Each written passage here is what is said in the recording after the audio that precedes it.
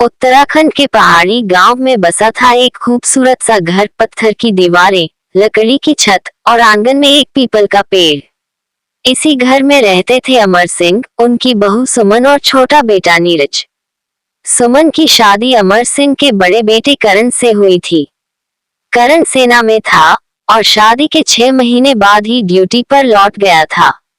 उसकी बहू सुमन को कभी कभी खत मिलते, जिसमें करण पहाड़ों की ठंडी हवा, माँ की याद और सुमन के हाथ की बनी खिचड़ी की तारीफ करता।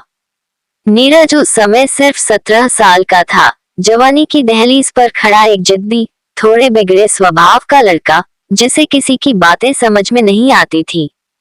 लेकिन सुमन के आने के बाद घर की हवा ही बदल गई थी।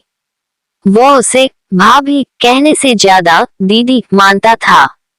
सुमन ने नीरज को केवल रिश्ते में नहीं, दिल से अपनाया।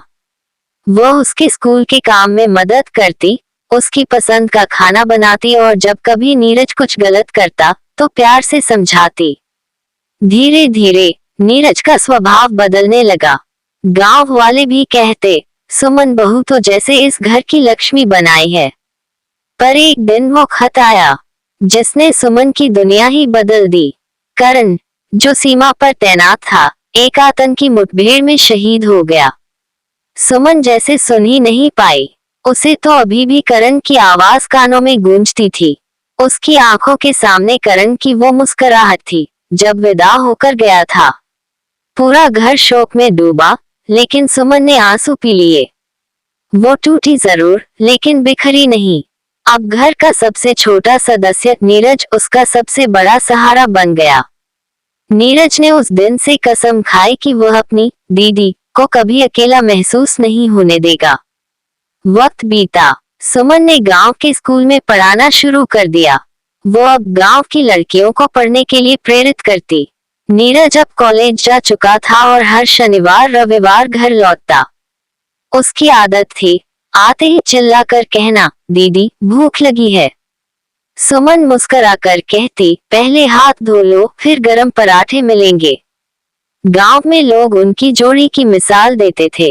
भाभी और देवर का ऐसा रिश्ता, जिसमें न कोई लोभ, न कोई डर, सिर्फ स्नेह, सम्मान और विश्वास। लेकिन समाज कहाँ चुप रहता है।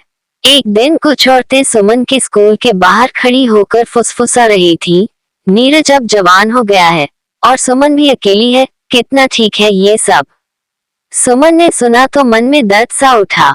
क्या उसके और नीरज के रिश्ते को भी लोग अपनी ओछी सोच से मापेंगे? उसने उस रात नीरज से कहा, नीरज, लोग बातें बना रहे हैं।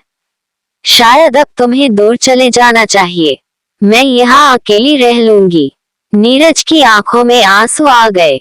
दीदी, क्या तुम भी यही सोचती हो? क्या तुम्हें मेरे स्नेह में शक है?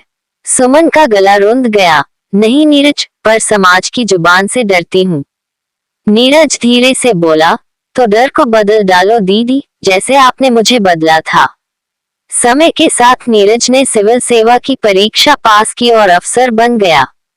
उसकी पोस्टिंग शहर में हुई, लेकिन वह हर महीने गांव आता और सुमन को शहर चलने की जिद करता। सुमन अब 35 की हो चली थी, पर उसका चेहरा आज भी शांति और गरिमा से चमकता था। एक दिन नीरज की शादी तय हुई।